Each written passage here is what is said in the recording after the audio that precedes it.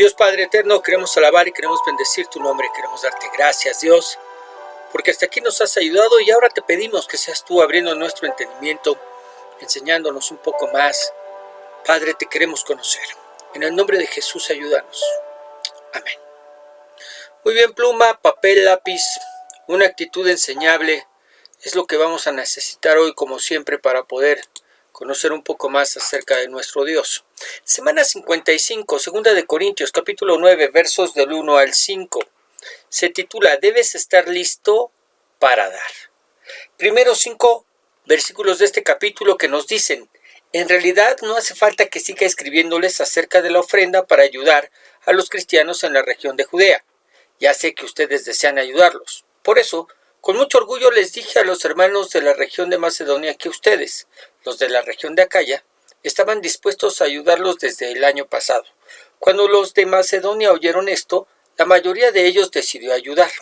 Sin embargo, les envió a Tito y a los dos hermanos para que los animen a preparar todo lo necesario para la ofrenda. Así podrá verse que teníamos razón de estar orgullosos de ustedes. Imagínense la vergüenza que pasaríamos nosotros, para no hablar de la que pasarían ustedes, si algunos hermanos de Macedonia me acompañaran y ustedes no tuvieran preparada la ofrenda. ¿Dónde quedaría nuestra confianza en ustedes? Por eso, he creído necesario mandar a estos hermanos antes de que yo vaya a verlos. Ellos pueden ayudarlos a juntar la ofrenda que ustedes prometieron. Así ustedes mostrarán que dan con gusto y por amor, y no por obligación. Muy bien, Pablo sigue hablando acerca de las ofrendas. En este capítulo les hablará de manera sarcás sobre la necesidad de estar listos para ofrendar, de estar listos para dar.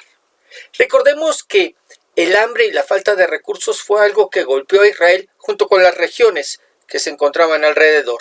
Y por supuesto que la iglesia de Jerusalén no quedó sin ser afectada. Por eso Pablo se ve en la necesidad de exhortar a los hermanos a no ser indiferentes ante la necesidad de la iglesia y ofrendar. Pero esta situación en sí nos da mucho de qué hablar. Porque nos encontramos hoy en día con muchos de nuestros hermanos, pastores, ministros, que enseñan que no importa, en verdad, no importa la situación por las que las naciones en donde la iglesia se encuentre estén pasando. Dios tiene cuidado de la iglesia de la misma manera que lo hizo con Israel cuando estuvo en Egipto habitando en la región de Gosén y las plagas no le afectaron en absoluto. ¿De qué hablas, pastor? Bueno, en el Antiguo Testamento, en el tiempo de José el soñador, la Biblia nos cuenta cómo es que entraron a Egipto Jacob con toda su familia, hijos, nueras, nietos, y Faraón les dio para habitar la región de Gosén, por ser ellos ganaderos y ser esta una tierra propicia para que se siguieran dedicando a este oficio. 430 años después, la situación de Israel había cambiado. Se habían multiplicado como la arena del mar. Eran un pueblo de más de 5 millones de personas. Y ya no eran huéspedes de Egipto, sino que con el paso de los años fueron tomados como esclavos y sometidos a duros trabajos. ¿Qué hizo Dios? Bueno, cuando llegó el tiempo de libertarlos, sacarlos literalmente de Egipto y llevarlos de regreso a la tierra que Dios le había prometido a Abraham, a Isaac y a Jacob, preparó a Moisés para que fuera el instrumento para hacerlo. Fue entonces que a través de un año envió las 10 plagas con las que devastó a toda la nación y obligó a Faraón a dejar ir al pueblo de Israel. Pero hubo una particularidad. Las plagas que Dios envió afectaron a toda la nación egipta, pero no a la región de Gosén, que era el lugar donde los israelitas seguían habitando, era el lugar donde los israelitas seguían viviendo. Eso lo vemos con claridad cuando la plaga de granizo cayó. Dios guardó a su pueblo. Éxodo capítulo 9, verso 26, que dice, solamente en la tierra de Gosén, donde estaban los hijos de Israel, no hubo granizo. Y es aquí donde nosotros podemos mirar el cuidado de Dios con la nación israelita. Pero tampoco debemos olvidar que en gran parte este cuidado se debía a que Dios estaba interesado en que verdaderamente lo conociera. Y es que durante esos 400 años de esclavitud no ministraron a su Dios y tampoco conocieron de él, sino por los relatos de que habían vivido Abraham, Isaac y Jacob. Es decir, era un pueblo que conocía de oídas a su Dios.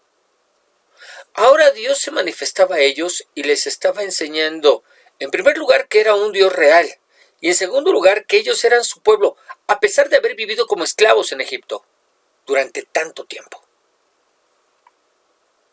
Basados en esta enseñanza, hay muchos hermanos, pastores, ministros, que le enseñan a la gente que así como Dios hizo a los que vivían en Gosén, así es como hará en la iglesia. De manera que no importa lo que pase en el mundo, la iglesia gozará del cuidado y de la protección sobrenatural de Dios.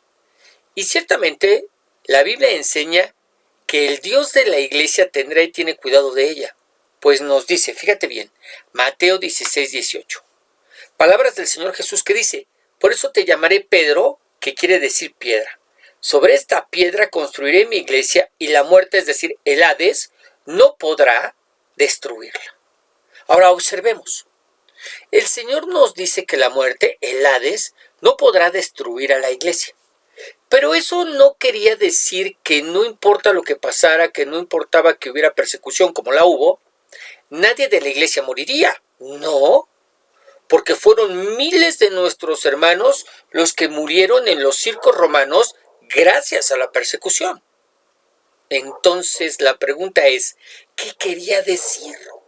Bueno, quería decir que sin importar que la muerte acechara a la iglesia, que sin importar que fuera atacada y arrastrada a la muerte, la iglesia permanecería, es decir, no sería destruida. Y cumplió. Ahora, a pesar de la persecución y los miles de hermanos que fueron asesinados, la iglesia no fue destruida. La iglesia en todo el mundo sigue adelante. Pero a pesar del cuidado de Dios para con nosotros, su iglesia, lo que pasa en el mundo sí afecta a la iglesia. En ese primer siglo fue la persecución. Y como estamos estudiando el hambre y la necesidad, al punto que se hacía necesario que Pablo recogiera ofrendas para enviar a los hermanos necesitados de Jerusalén. Algo querido que acabamos de vivir con el COVID. ¿Cuántos hermanos, pastores, ministros, no escuchamos que animaron a la gente a no cuidarse y confiar que a pesar de los contagios no les pasaría nada? Porque la muerte no podría destruirlos. ¿Y cuántos de nuestros hermanos murieron? No solo murió el pagano, el hijo del diablo, no, sino que también murieron muchos de nuestros hermanos, incluyendo a pastores y ministros. Y hasta el día de hoy el COVID sigue afectando a la iglesia, porque no solamente se llevó vidas, sino que afectó también economías. Y la iglesia en todo el mundo está sufriendo en su economía, de la misma manera que en los tiempos de Pablo. Ahora, después de esta no breve, pero sí necesaria introducción, veamos lo que Pablo le escribe a la iglesia de Corinto. Segunda de Corintios 9:1 que dice, en realidad no hace falta que siga escribiéndoles acerca de la ofrenda para ayudar a los cristianos en la región de Judea. Y de manera sarcástica, Pablo comienza diciéndoles que no hacía falta escribirles con relación a la ofrenda que debían enviar a Jerusalén. Y lo decimos de esta manera porque de ser así, de ser cierto, no les estaría escribiendo sobre ella. Si en verdad tuvieran los de Corinto presente la necesidad de los hermanos de Judea, no habría por qué escribirles recordándoselos. Lo que nos habla de lo que sucede hasta el día de hoy en la mayoría de nuestras iglesias. Mira, en verdad, nunca te has preguntado por qué es necesario hablar de la ofrenda en cada reunión de la iglesia. ¿Por qué hay necesidad de hablarle a los hermanos sobre la necesidad de devolverle a Dios lo que es de Dios para que las cosas de Dios, la iglesia, siga funcionando? Te aseguro, en verdad te aseguro que serían poquísimos los hermanos que ofrendarían si no se hiciera. ¿Por qué? Porque no nos interesa dar. No nos interesa el dar. Estamos muy buenos para recibir, pero no para dar de lo que hemos recibido. Estamos pasando por necesidad. Oramos, clamamos, exigimos a Dios que nos ayude en medio de nuestra necesidad, en medio de nuestra enfermedad, en medio de nuestra situación difícil y apretada. Y por su gran misericordia, porque en verdad es por su gran misericordia, nos ayuda. ¿Qué hacemos? Bueno, ¿qué hacemos después de ponernos contentos y contarle a medio mundo lo que Dios hizo por nosotros? Es decir, lo que nosotros llamamos, damos testimonio. Estamos contentísimos porque Dios escuchó, oyó nuestro clamor, nuestra oración y nos respondió. Y le contamos a medio mundo lo que Dios hizo por nosotros. Pero yo te pregunto, ¿acaso ofrendamos? Y lo digo con toda sinceridad, son muy pocos los que así lo hacen. ¿Por qué? Porque no nos interesa dar, sino recibir. Porque bienvenido todo lo que sume, pero nos negamos a dar. Como que todavía no hemos entendido que formamos parte del reino del revés. Donde las cosas no son como en el mundo, ¿no? Donde el que es el mayor no es el que se sienta a la mesa, sino el que sirve. Donde el mayor es el que lava los pies de los demás. Donde es más bienaventurado, es más dichoso, es más bendecido el que da que el que recibe. Hechos 20:35, así nos lo dice. En todo os he enseñado que, trabajando así, se debe ayudar a los necesitados. Y recordar las palabras del Señor Jesús que dijo, más bienaventurado es dar que recibir. ¿Qué es lo que debemos hacer trabajando, los que trabajamos? Se debe ayudar a los necesitados. Y recordar las palabras del Señor Jesús del reino del revés, ¿verdad? Más bienaventurado es dar que recibir. Lo que me lleva a preguntarte, ¿de cuáles eres? ¿De los muchos que solo están para recibir? ¿O de los pocos a los que no les tienen que recordar que tienen que dar? Quizás es tiempo de cambiar. ¿No lo crees? Muy bien, verso 2. Ya sé que ustedes desean ayudarlos. Por eso con mucho orgullo les dije a los hermanos de la región de Macedonia que ustedes, los de la región de Acaya, estaban dispuestos a ayudarlos desde el año pasado. Cuando los de Macedonia oyeron esto, la mayoría de ellos decidió ayudar. Ahora, Pablo sigue diciéndoles de manera sarcástica, ya sé que ustedes desean ayudarlos. Lo que además nos enseña que no es suficiente con tener buenos deseos. Porque como dice la sabiduría popular, el infierno está lleno de buenas intenciones y el cielo de buenas obras. Es decir, no basta con querer, hay que hacer. Y esto es lo que les dice Pablo. ¿Tienen buenos deseos? Está bien. Y para comprometerlos les dice, estamos orgullosos de eso, al punto que lo hemos compartido con sus vecinos, los de Macedonia. Ahora, Macedonia y Acaya eran regiones vecinas de la península griega. Macedonia estaba en el norte y Acaya estaba en el sur. Corinto era la ciudad líder de la región de Acaya. Y Pablo les pica la cresta para que aún en el dar siguieran siendo líderes. Las ciudades más importantes de Macedonia eran Filipos, Berea y Tesalónica, de las que nos dice que al escuchar que los de Acaya, los de Corinto, estaban dispuestos a dar, ellos no desearon quedarse atrás y también ayudarían. Pero además, algo que no podemos dejar pasar de largo es el hecho de que en Grecia se celebraban ya los Juegos Olímpicos cada 4 años, donde las diferentes ciudades de Grecia participaban con sus competidores para probar cuál era la ciudad más fuerte o mejor capacitada. Lo que en definitiva generaba un espíritu de competencia entre las provincias. Ahora piensen, Corinto era una de las principales ciudades que competían y lo hacían precisamente contra los de Filipos, Berea, Tesalónica. ¿Qué generaba el comentario de Pablo al decirles que las provincias de Macedonia también ofrenderían? ¿Qué generaba al decirles que las provincias de Macedonia también ofrenderían? Quizás el deseo de superarlas también en el ofrendar. ¿Ok? Bien, verso 3. Sin embargo, les envío a Tito y a los dos hermanos para que los animen a preparar todo lo necesario para la ofrenda. Así podrá verse que teníamos razón de estar orgullosos de ustedes. Pablo enviaría a Tito y a dos hermanos más para ayudarlos a preparar la ofrenda, lo que nos enseña que las ofrendas se preparan. Es decir, no es que en ese momento meto la mano a mi bolsa y lo que saque. No.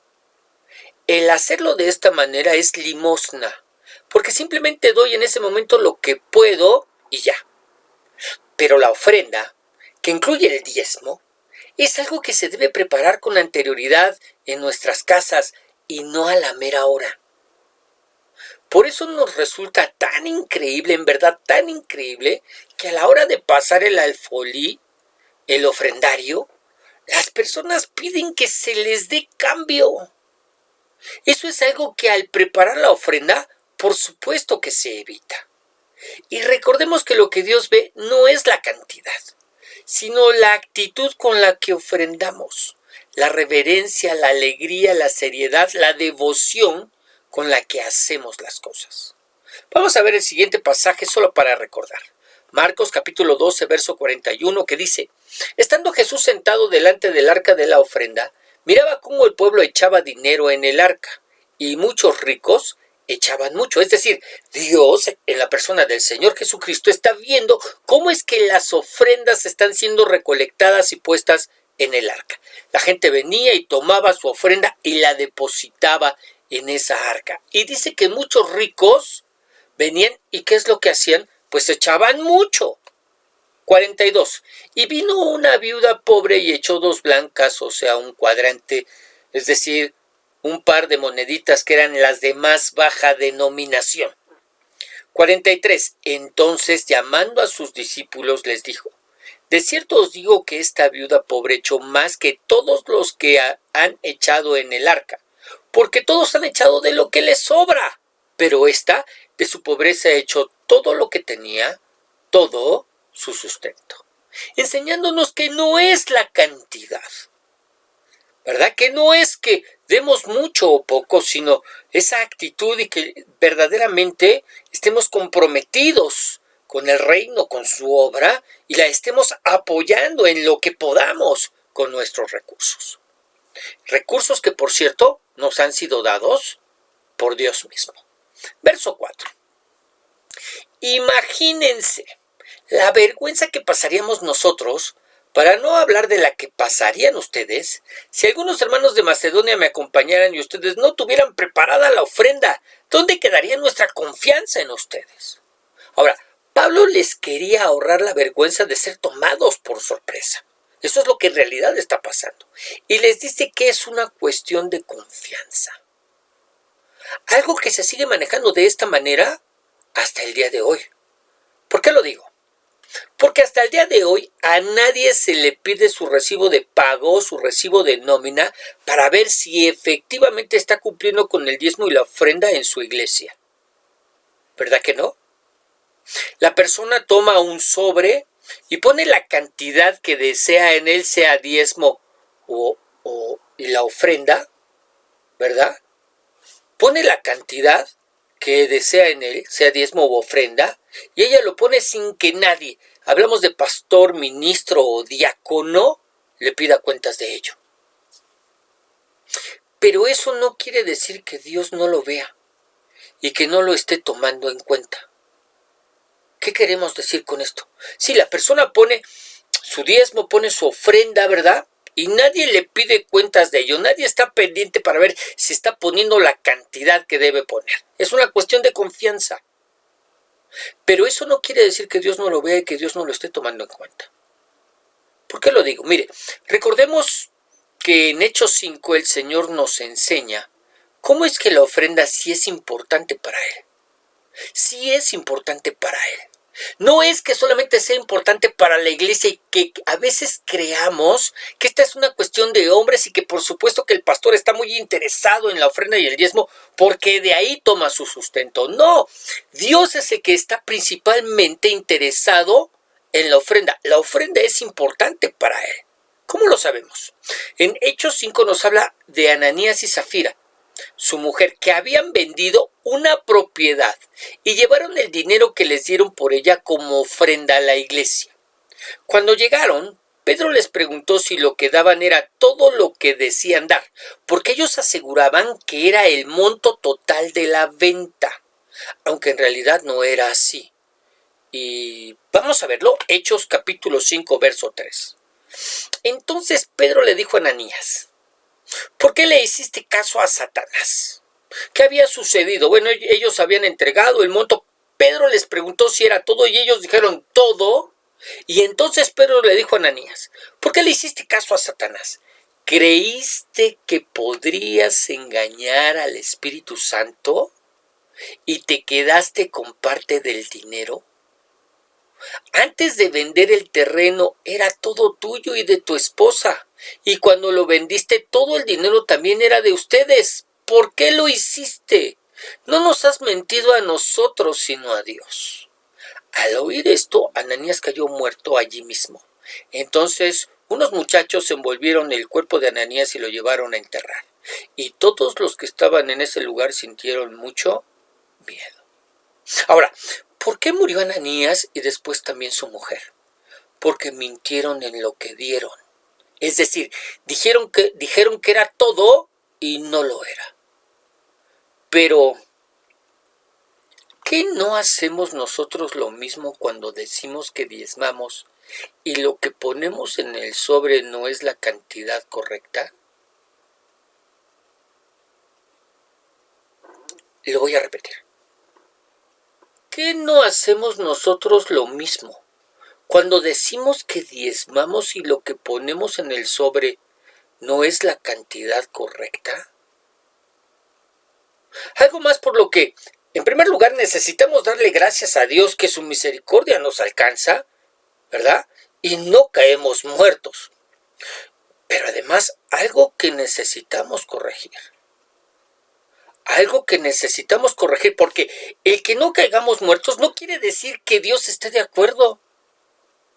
Hagamos lo que es correcto, porque no hay necesidad de que alguien más nos lleve las cuentas. Dios lo hace y es al único al que deberíamos estar comprometidos a dárselas. Muy bien. Verso 5. Por eso he creído necesario mandar a estos hermanos antes de que yo vaya a verlos. Ellos pueden ayudarlos a juntar la ofrenda que ustedes prometieron. Así ustedes mostrarán que dan con gusto y por amor y no por obligación. ¿Qué es lo que Pablo no quería? Que no se cumpliera con lo que se había prometido y que se recogiera la ofrenda antes que él llegara para evitar que dieran por compromiso o quedar bien con él. Y les dice: así es como mostrarán que dan con gusto y por amor y no por obligación. Que dan con gusto y por amor y no por obligación. Lo que nos habla de lo importante, como ya lo mencionamos, que es la actitud con la que le damos a Dios. ¿Cuán importante es la actitud con la que le damos a Dios? No es solamente dar, no es solamente cumplir con nuestros diezmos y nuestras ofrendas, sino es la actitud con la que lo hacemos. Pensando en esto, vamos a leer el siguiente comentario. Pablo estaba muy preocupado que la ofrenda fuera un asunto de generosidad y no un asunto de exigencia. Dios mismo nunca cede a una actitud de exigencia y tampoco deberíamos nosotros. El ser generoso, en la idea bíblica de la palabra, tiene más que ver con una actitud en el dar que en la cantidad que damos. Así que Dios quiere una buena voluntad de aquellos que dan. Así que Dios quiere una buena voluntad de aquellos que dan. Así que bueno, el comentario y lo que estamos hablando está en perfecta armonía y sintonía. Ahora, Esto es lo último que vamos a ver. Yo pregunto, ¿a quién le damos cuando ofrendamos y diezmamos? ¿A quién le damos?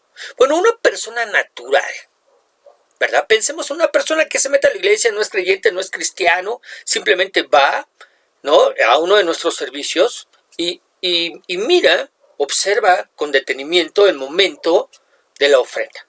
Ahora, esa persona pensaría que lo hacemos a la iglesia, que le estamos dando a la iglesia o que le estamos dando al pastor que recibe el dinero. Sin embargo, la Biblia nos enseña que aunque efectivamente son hombres los que reciben la ofrenda, ellos solo son el medio a través del cual se lo hacemos llegar a Dios. Es decir, cuando ponemos nuestro dinero, por llamarlo de alguna manera, ¿verdad? Cuando ponemos la ofrenda en el alfolí, en realidad ni se lo damos al pastor, ni se lo damos al diácono, ¿no? Ni se lo damos a ningún hombre, sino que se lo estamos dando a Dios y ellos, estos hombres, son solamente un medio a través del cual se lo hacemos llegar. Mire, para dejarlo aún más claro, volvamos al ejemplo de Ananías. ¿A quién le entregaron el dinero y le dijeron que era todo? ¿A quién? A Pedro. Sin embargo, Pedro mismo les dice, fíjate bien, entonces Pedro le dijo a Ananías, ¿por qué le hiciste caso a Satanás? ¿Creíste que podrías engañar al Espíritu Santo y te quedaste con parte del dinero? ¿Creíste que podrías engañar? Según Ananías no estaba engañando al Espíritu Santo, sino según Ananías estaba engañando a Pedro. Creía que le mentía a Pedro, que era a quien veía, cuando en realidad estaba mintiendo al Espíritu Santo. ¿Verdad? 4. Antes de vender el terreno, era todo tuyo y de tu esposa, y cuando lo vendiste, todo el dinero también era de ustedes. ¿Por qué lo hiciste? No nos has mentido a nosotros, sino a Dios.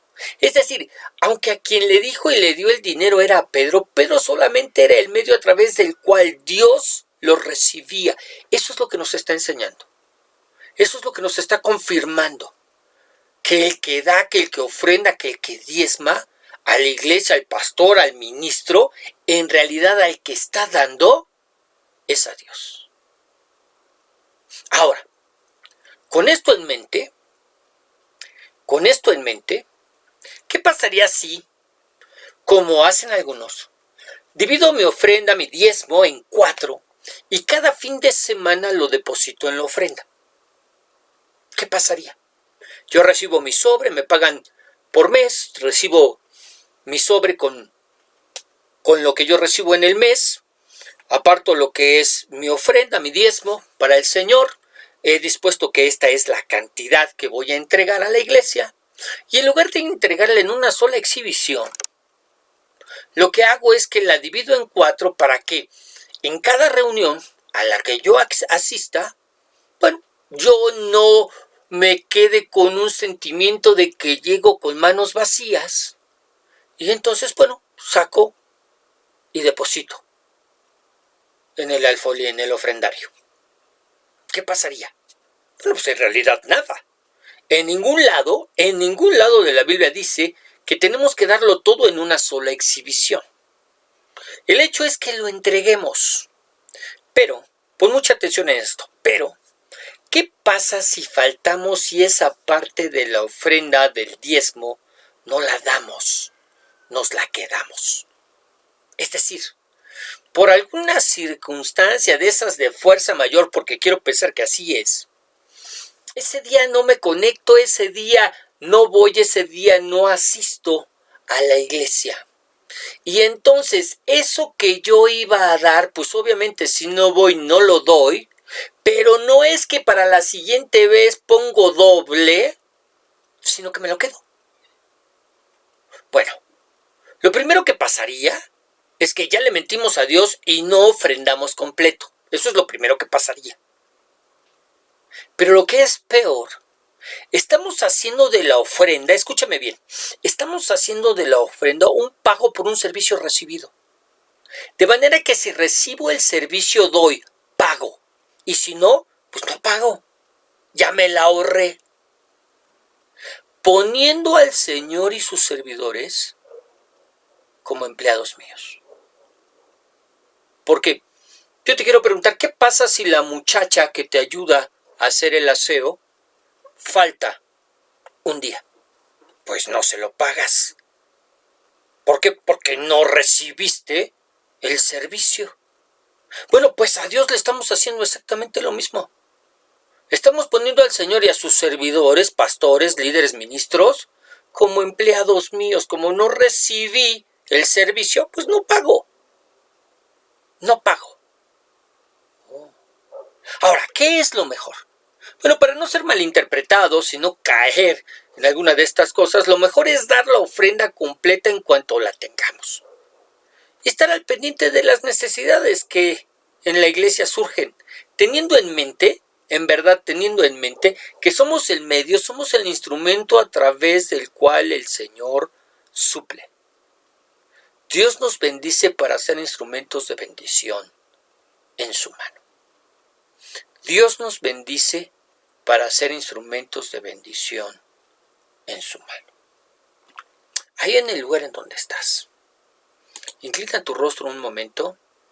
Vamos a orar.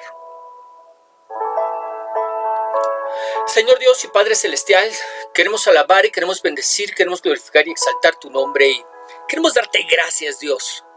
Gracias, Señor, porque el día de hoy, híjole, con cuánta claridad has hablado a nuestro corazón y a nuestra vida. Estos temas y sobre todo estos temas que tienen que ver con el dinero, a veces resultan muy difíciles, Señor, de explicar, de expresar, de desarrollar. Pero cuán necesarios son. Cuántos errores, cuántas faltas y cuántas veces, Dios, en verdad, no te ofendemos. Y no estamos manifestando a través de lo que hacemos que en verdad tenemos un corazón agradecido para contigo por los favores recibidos y nunca merecidos, Señor. Porque tú nos das y tú nos bendices mucho más allá de lo que en verdad merecemos. Dios, en el nombre de Jesús, permite que podamos corregir lo que está mal delante de tu presencia. Que con relación al dar, lo hagamos con un corazón siempre generoso, siempre agradecido, siempre gozoso, sabiendo, Señor, que al que le damos es a ti. Que sí, ciertamente el pastor, el ministro, la persona que está enfrente solamente es un medio, solamente es un vehículo. Pero a quien le estamos dando es a ti. Dios, en el nombre de Jesús. Que podamos hacerlo con un corazón agradecido. Y que podamos entender que en realidad lo que estamos haciendo es tesoro en el cielo. Padre, en el nombre de Jesús. En el nombre de Jesús te lo pedimos. Amén. Muy bien. Que el Señor te bendiga, que el Señor te guarde, que el Señor haga resplandecer su rostro sobre ti, que sea ese mismo Señor el que te dé paz. Solamente te recuerdo que nos escuchamos todos los días a través del devocional diario. Que los días domingo tenemos nuestra homilía o nuestra enseñanza dominical. Y que el día de hoy, lunes, recibimos nuestro estudio bíblico. Y en verdad nuestra oración y deseo es que el Señor toque tu vida, que le puedas conocer aún más y puedas cumplir con el propósito por el cual Él te ha llamado. Bendiciones.